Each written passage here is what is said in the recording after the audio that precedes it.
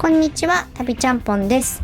東京羽田空港からトルコイスタンブールを経由してクロアチアにやってきました。今回は旅行会社の添乗員同行ツアーを利用しています。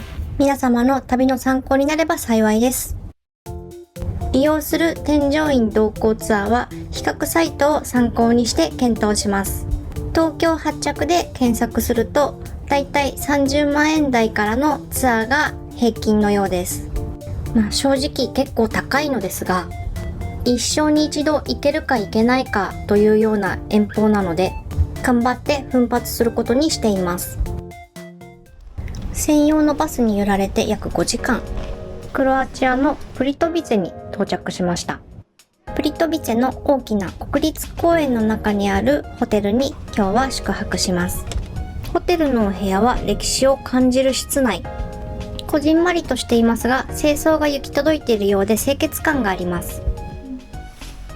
洗面所もこじんまりサイズ。申し訳程度の仕切りがついているだけなので、お風呂に入ると床が水浸しになるタイプの洗面所です。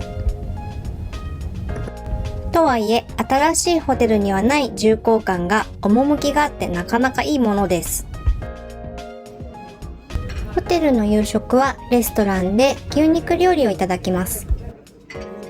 前菜のスープはとろっとした野菜のポタージュです。あっさりしたお味。サラダは黒いビネガーをかけていただきます。飲み物はレストランの自家製っぽいレモンジュースをいただきます。3.5 ユーロ。メイン料理が来ました。ビーフソテーとニョッキが乗っています。このニョッキ、重厚感があってなかなかお腹いっぱいになります。デザートはベリー系のジャムが挟まったパイが来ました。ベリーぎっしりでなかなかの重厚感。甘さ控えめで美味しかったです。次の日。朝食はビュッフェスタイルです。結構種類が豊富でいろいろ食べられます。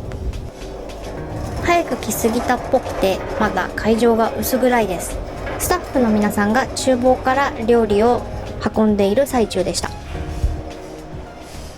この辺りはこれからおかずが出てくるみたい。スライスチーズと生ハム、あときゅうりのピクルスが置いてありました。はい、好きなように持ってきてみました。サラダがなかったので大きなピクルスを1個持ってきました。その分果物が豊富だったので健康的な朝食の組み合わせになりました。自家製と思われる濃厚なトマトジュースを飲んで健康的な朝です。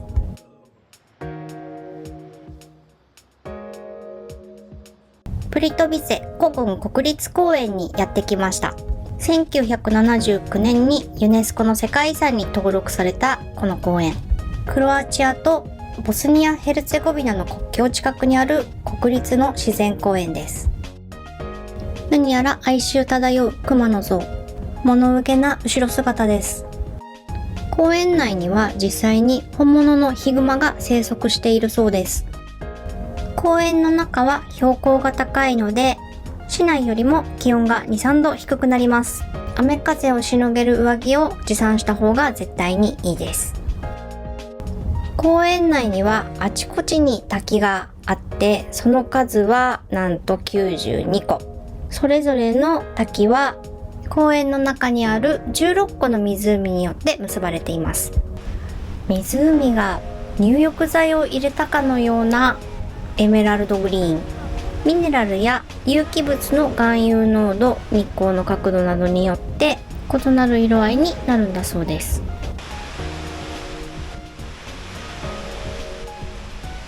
この地域は16世紀からオスマン帝国の支配下にありました。後にオーストリア帝国がこの地を奪還。その頃すでにクロアチア人が住んでいましたが、オスマン帝国の抑圧から逃れてきたセルビア人たちもここに住み着くことになりました。1979年にはユネスコの世界遺産に登録されました。しかし後の1991年クロアチア紛争の際にクロアチア軍とセルビア軍がこの地で衝突することになります。この戦争によりユネスコはプリトビツェ古郡国立公園を危機遺産リストに登録しました。1995年8月、4年もの紛争はクロアチア軍がこの一帯を奪還して終結しました。紛争中、多くの地雷がこの一帯にばらまかれました。クロアチア政府はこの国立公園の観光地収入の大きさに鑑みて、一帯の地雷撤去を最優先課題の一つとして取り組みました。地雷の撤去が進み、今日のプリトビツェ古郡国立公園はクロアチアでも最大級の観光地となっています。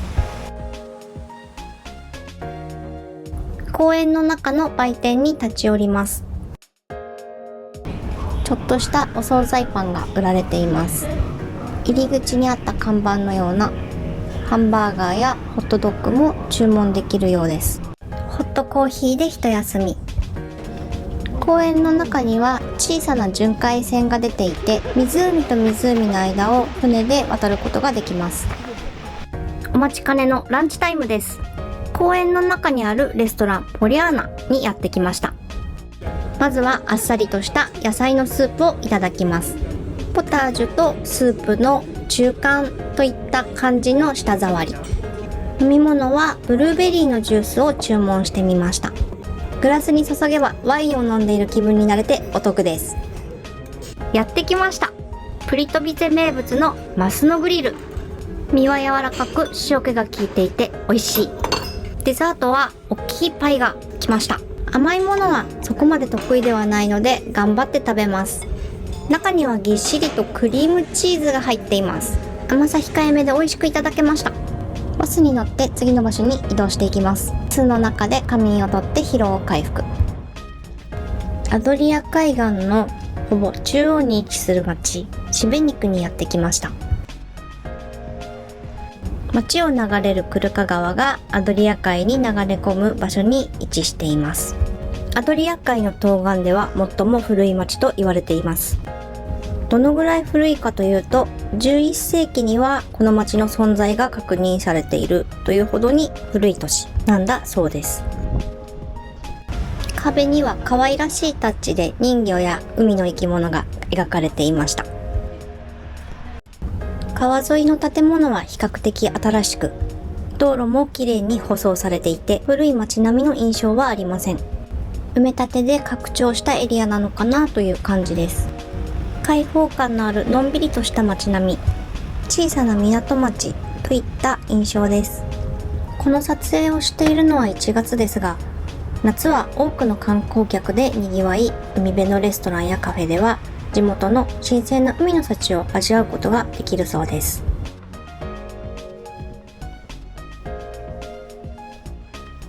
聖ヤコブ大聖堂にやってきました。石造り建築の教会としては世界で一番大きい大聖堂です。2000年にユネスコの世界遺産に登録されています。1555年に完成したものと言われています。建設期間は数世紀にわたって続き、その結果様々な建築様式が融合された独特な姿を見せます。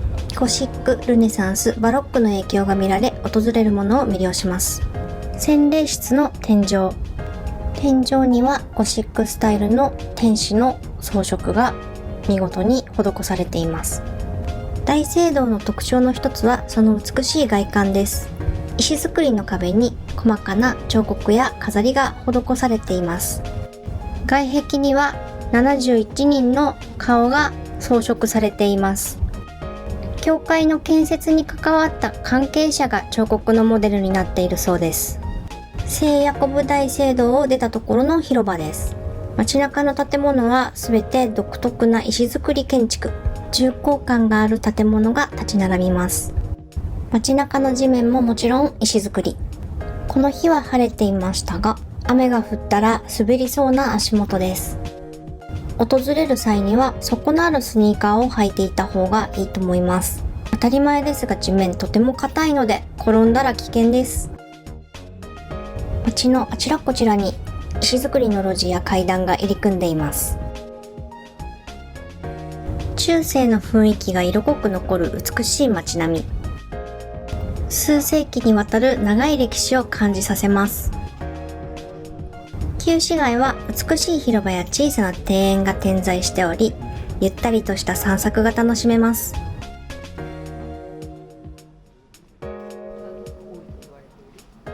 路地には小さな店やカフェが軒を連ね、地元の雰囲気を感じることができます。全体的にのんびりとした街並みですが、夏になると多くの観光客で賑わうんだそうです。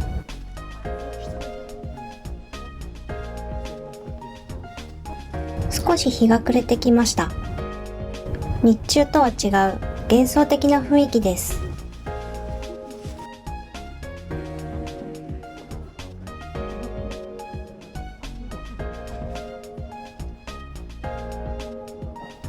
シベニ区の治安は悪くなく、夜でも地元の子どもたちが歩いていて、道も明るいです。ただし、狭い路地など人気が少なくなる場所は注意して歩くようにした方がいいかなと思います。また、クロアチアは多くの方がキリスト教徒です。そのため、露出しすぎる服装だと目立ってしまうかもしれません。観光で教会内に入る場合もショートパンツやミニスカートは禁止されています。丈の長い服を身につけていくのが無難かなと思います。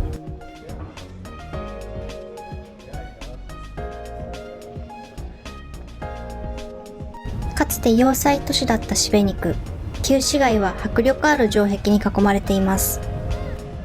クリスマスムードあふれる正面の広場、アイススケートリンクが設置されています。広場の前には市庁舎があり、とても綺麗に整備されています。旧市街から一転、とても現代的な雰囲気です。バスに乗って今日の宿まで向かいたいと思います。